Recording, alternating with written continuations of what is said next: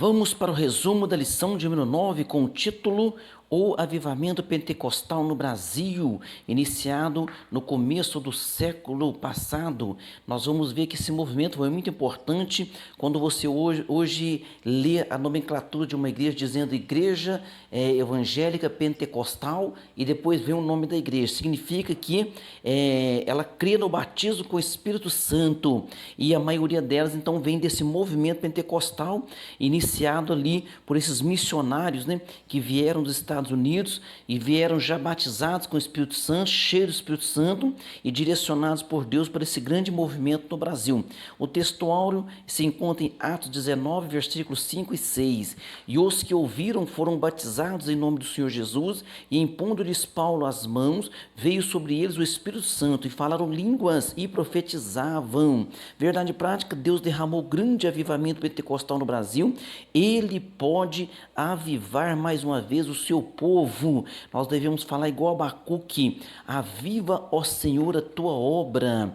A leitura bíblica em classe se encontra em Atos dos Apóstolos, capítulo 19, versículo 1 ao versículo de número 7, a introdução está dizendo: a chegada do movimento pentecostal ao Brasil mudou a realidade espiritual deste país de forma inquestionável e irreversível em termos de liturgia, proclamação do evangelho, manifestação do poder de Deus, com sinais, prodígios e maravilhas. Vindo dos Estados Unidos, os missionários Daniel Berg e Gunnar Wingre chegaram em terras brasileiras em 1910. Então, foram usados por Deus para iniciar este grande movimento no Brasil, né?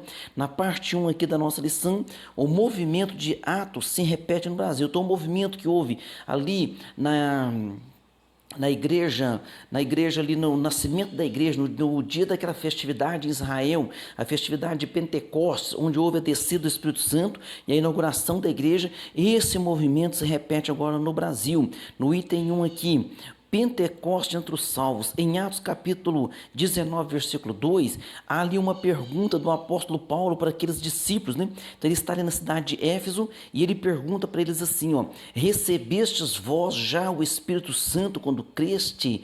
Essa pergunta, ela também pode ser feita da seguinte forma: tendo crido, recebestes o Espírito Santo? E também da seguinte forma: recebeste já o Espírito Santo depois que crestes? Então, as modalidades da mesma pergunta revelam um fato de acordo com o contexto do trecho de Atos 19, do versículo 1 ao 7, que é o nosso estudo. Os discípulos de Éfeso foram batizados em nome do Senhor Jesus, isto é, o apóstolo Paulo então fala para eles a respeito de Jesus, porque perguntou para eles, e eles deixaram claro: nós fomos batizados no batismo de João Batista. Então Paulo explica para eles sobre Jesus, batiza eles nas águas, né? Lógico, usando a forma batismal usada por Jesus Cristo. Então foram batizados em nome do Pai, do Filho e do Espírito Santo, foram batizados nas águas, e em seguida a ser batizado nas águas, o apóstolo Paulo impõe a mão sobre eles, e eles então são batizados com o Espírito Santo. No item 2 aqui, a plenitude do Espírito Santo, como vimos em lição anterior. Então, como vimos em lição anterior, há duas experiências distintas no livro de Atos dos Apóstolos. Primeiro, a experiência da salvação, e depois o batismo no Espírito Santo. Então, são experiências distintas, porque há pessoas, né, há igrejas tradicionais que creem de uma forma diferente. Eles creem que quando a pessoa então entrega a sua vida a Jesus e é batizado nas águas, então eles creem que ali ele recebe o dom do Espírito Santo. Então veja bem, quando uma pessoa crê no Senhor Jesus Cristo e é batizada nas águas, ele tem mesmo o selo do Senhor como garantia dos céus, que é o Espírito Santo. Então o Espírito Santo habita nele. Mas se ele buscar, se ele se colocar na presença de Deus, se ele permanecer ele glorificando, então ele pode ser o que? Batizado no Espírito Santo. E nós entendemos que, olha só, no item aqui, ó, receber o Espírito Santo com imposição de mãos. E esse recebimento teve evidências físicas de línguas e profecias. Então, nós cremos nessa evidência física. Quando a pessoa é batizada com o Espírito Santo, a evidência inicial é falar em línguas estranhas, glossolalia. Agora, não significa que se alguém escutar o outro, né, falando ali e repetir aquela linguagem, ele está sendo batizado com o Espírito Santo. Não, por quê?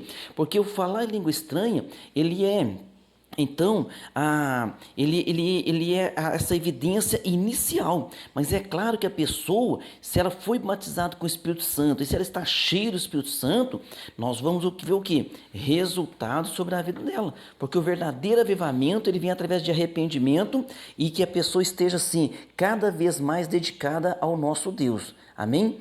No item 3 aqui, chamados por Deus, algo semelhante aconteceu aqui no Brasil por intermédio de Daniel Berg e Gunnar Wingre. Pela direção de Deus, os dois missionários suecos chegaram ao Brasil em 19 de novembro de 1910, no início do século XX. Predominava a existência das igrejas históricas e tradicionais. Consequentemente, havia muitos cristãos que experimentaram a salvação em Cristo, mas nunca havia experimentado o batismo no Espírito Santo, tal qual os primeiros crentes em Atos. Então, quando Daniel Berg e Gunnar Wing chegam, eles chegam já batizados com o Espírito Santo, eles chegam com esse fervor, né, com essa alegria, e começam a anunciar e ensinar essa doutrina, a qual eles aprenderam. Então agora vamos ver que experiências veio através disso, né? Deus usou Daniel Berg e Gunnar Wingre para mostrar a esses cristãos que eles não podiam mais ignorar a pessoa bendita do Espírito Santo. As experiências gloriosas de Atos dos Apóstolos agora começariam aqui também no Brasil. Na parte 2 aqui, ó, o nascimento de um novo movimento. No item 1, a pregação do avivamento pentecostal, a pregação dos missionários chamou a atenção das igrejas tradicionais, causando incômodo e preocupação. Eles não foram bem aceitos pelos pastores das igrejas históricas. A irmã Celina de Albuquerque, por exemplo, né, membro de uma igreja tradicional, ela aceitou a mensagem do batismo no Espírito Santo e tomou a decisão de ela aceitou a mensagem do batismo com o Espírito Santo, ela tomou a decisão de ficar em casa orando a Deus para que ele confirmasse se aquela doutrina estava correta ou não. Então tem que haver esse cuidado. O apóstolo Paulo, quando ele anunciou o evangelho ali, a Bíblia diz que em Bereia, né, os bereanos, então eles ouvem aquela palavra, voltam novamente para ver, para analisar. Então a irmã Celina foi isso que ela fez. A irmã Celina de Albuquerque recebeu o dom de Deus e por isso é considerada a primeira brasileira batizada no Espírito Santo em nosso país. É bom lembrar a todos os ouvintes aí que neste movimento, vindo, né, através desses missionários, Daniel Berg e Gunnar Wing, a nossa irmã Celina de Albuquerque, ela foi a primeira, então, a ser batizada com o Espírito Santo. Não significa que ela seja a primeira mulher no Brasil, né? Tem que tomar esse cuidado, porque eu tive uma aula com o pastor Colenda, na capital ali em São Paulo, e ele deixou claro que pastores antigos já contavam as histórias que estrangeiros vindo, né, de vários países, que sempre vieram para o Brasil, e ele conta a história então de alguns que vieram da Alemanha, e aí, então alguém conta a história, olha, quando o meu avô ia orar, ele se reservava num local de oração, e ali ele dizia o seguinte, ele praticava glossolalia, ou seja, ele falava em línguas estranhas. Então tem que tomar esse cuidado, viu? Para nós não afirmarmos desta forma categoricamente. Por quê? Porque quando esse movimento pentecostal iniciado por Daniel Berg e Gunnar Wing no Brasil, o Brasil já tinha 400 anos de história, e o nosso Jesus é ele que batiza com o Espírito Santo. O Espírito Santo já atuava nessa nação, porque o Espírito Santo atua em todo o planeta, amém? Outros irmãos se juntaram a ela e foram também batizados no Espírito Santo. Infelizmente a direção da igreja que eles estavam, tradicional, né, teve que fazer uma reunião, e nessa reunião aí, por quê? Porque essa doutrina era diferente do que eles estavam acostumados ali. E nessa reunião, então, 9 irmãos se levantaram e foram convidados a deixar a igreja. Assim, inicia uma história de perseguição que marcaria o movimento pentecostal no Brasil. Por quê? Porque essa perseguição também veio pelos tradicionais naquela época. Então, hoje você pode ver que você conversa com uma igreja tradicional. Vou dar um exemplo. Então, alguém fala, né, tem a igreja batista tradicional e a igreja batista renovada, porque a renovada já é aquela que é pentecostal. Então, uma pessoa hoje na igreja tradicional, ele já não fala contra os dons do Espírito Santo ou contra o batismo do Espírito Santo. Eles costumam dizer assim, o seguinte, não, nós não praticamos. Mas então nós temos que tomar este cuidado, por quê? Porque são pessoas também salvas, são pessoas que conhecem Jesus, amam Jesus, e nós temos que ter esse entendimento, para que a gente possa viver em união, tá? E podermos ajudar uns aos outros. No item 2 aqui, da segunda parte, crescimento e perseguição. As perseguições contra os pentecostais eram grandes, conforme Jesus disse, né? Ele mesmo nos alertou que teríamos perseguições. Então, ela se dava na esfera litúrgica, entre outros. Então, por exemplo, nos primeiros batismos lá no Pará, porque a obra iniciou lá em Belém do Pará, porque quando os dois missionários vêm para o Brasil, Deus revela para eles o nome, diz assim, ó, Belém. E é um nome sugestivo, porque Jesus nasceu em Belém, né? Lá em Belém da Judéia. Mas quando falou Belém, eles vão analisar aqui o país, o Brasil. Então, que cidade é Belém? É a capital do Pará, nasce lá no norte a Assembleia de Deus. Então, ali, alguns inimigos da obra tentaram impedir esse ato batismal. Então, houve grandes perseguições. Então, aqui tem alguns registros. Ó. Há registro de que um deles até sacou um punhal, né, para investir contra o missionário Gunnar-Vingre, e foi justamente a irmã Celina que impediu o crime, jogando-se na frente do meliante. Outros registros mostram que em Mosqueiro, no interior do estado, uma casa de pregação foi cercada e apedrejada e os crentes tiveram que sair para se proteger. Histórias como essas são abundantes, inclusive por todo o Brasil. Nós mesmos, né, que temos pessoas mais idosas, crentes na nossa família, escutamos tantas histórias. A história recente, né, aqui próximo da nossa cidade, um dos meus tios que estavam um movimento pregando numa cidade, que foram lá abrir um trabalho, pregando na praça, não havia nenhuma igreja evangélica ainda, e ali houve uma repercussão, eles foram conduzidos até a delegacia, e ao ser conduzidos até a delegacia, ali eles ficaram ali detidos, mas cantando hinos ao Senhor, até que houve ali uma intervenção de alguma autoridade superior, e essa autoridade falou, não deixa esse povo embora, não prende esse povo, não, deixa esse povo embora aí. E eles estavam ali cantando hinos. E era um perigo, porque havia novos convertidos no meio. Vai que alguém, né, pudesse ali, se inflamar contra um policial e uma tragédia ficar maior. Mas Deus sempre está cuidando, viu? No item 3 aqui, curas divinas.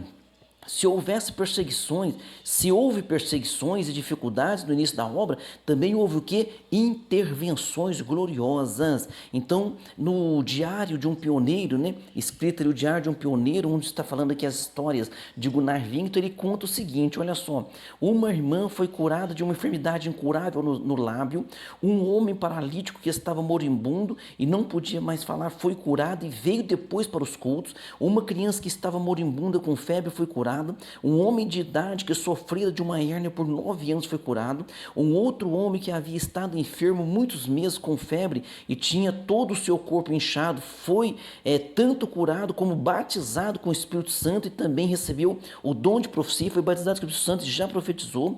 Um homem que viu seu filho morrer, tomou imediatamente nos braços e começou a invocar o nome do Senhor, imediatamente a criança voltou à vida.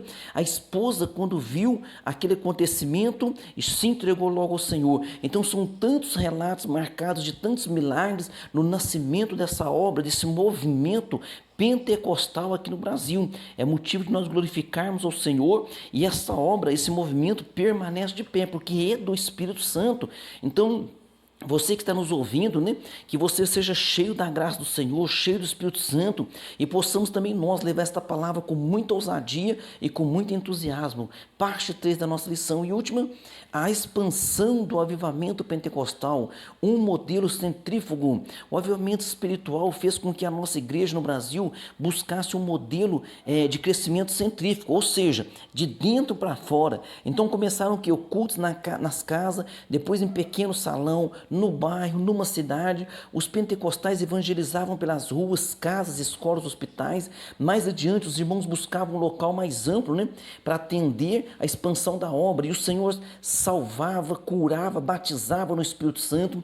O avivamento pentecostal foi crescendo de maneira nunca vista em nosso país. Estava acontecendo o que Jesus prometeu.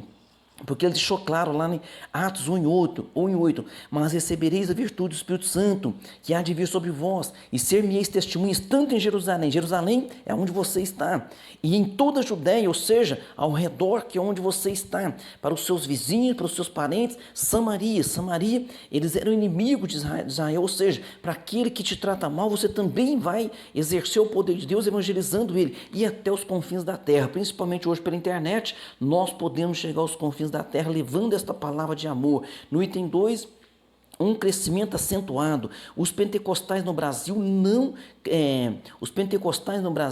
não crescem porque buscam pessoas em outra igreja, mas crescem porque as evangelizam e as discipulam por meio do Evangelho de Cristo. Então, olha só, o IBGE de 2010 diz que os evangélicos eram aproximadamente 42 milhões, isso em 2010, cerca de quase 13 anos atrás. Hoje tem muito mais milhões de evangélicos, mas nós temos que entender o seguinte: nós não estamos procurando quantidade, nós estamos procurando principalmente qualidade. Mas em que sentido? No bom sentido da palavra, de que a pessoa busque a Deus, busque orientação, receba Jesus no seu coração, né? Para que a pessoa entenda que é Jesus Cristo que leva para o céu, que não é uma placa de igreja, não é para ter competições entre igreja, não é para ter competições entre irmãos, mas o Senhor Jesus Cristo que é o dono da obra, o Senhor Jesus Cristo que é o dono de tudo. Amém? Conclusão: antes do avivamento pentecostal em solo brasileiro, o que dominava o cenário religioso era o sistema de doutrina das igrejas históricas, que não admitiu o batismo no Espírito Santo, com sinal evidente de falar em novas línguas, bem como o exercício dos dons espirituais. Essas manifestações espirituais fundadas na palavra de Deus são marcas do verdadeiro avivamento pentecostal no Brasil. Então nós temos esse entendimento que a pessoa é batizada com o Espírito Santo e através desse batismo com o Espírito Santo vem sobre sobre ela a manifestação dos dons espirituais. Vamos para o questionário. Pergunta 1. O que fato é revelado de acordo com o contexto de Atos, capítulo 19, do verso 1 ao 7, quando Paulo vai à cidade de Éfeso, ele acha ali alguns discípulos, pergunta em que batismo sois batizados? E eles falam no batismo de João Batista. E ele diz assim: mas vocês já recebeu o Espírito Santo? E eles dizem: mas nós nem sabemos que haja Espírito Santo. Então Paulo anuncia para eles, ensina sobre Jesus, batiza eles nas águas em nome do Pai, do Filho e do Espírito Santo, coloca a mão sobre eles, ora, e eles foram então batizados no Espírito Santo. Olha só, foram batizados em nome do Senhor Jesus Cristo, né? No poder de Jesus, isto é, tinham fé salvífica, e em seguida receberam o Espírito Santo pela imposição de mãos do apóstolo Paulo, e também profetizaram. Pergunta 2, o que se repetiu em terras brasileiras? As experiências gloriosas de Atos dos Apóstolos, no capítulo 2, elas se repetiram em terras brasileiras. Pergunta 3, com que a pregação dos missionários chamou atenção? Com que a pregação dos missionários chamou atenção?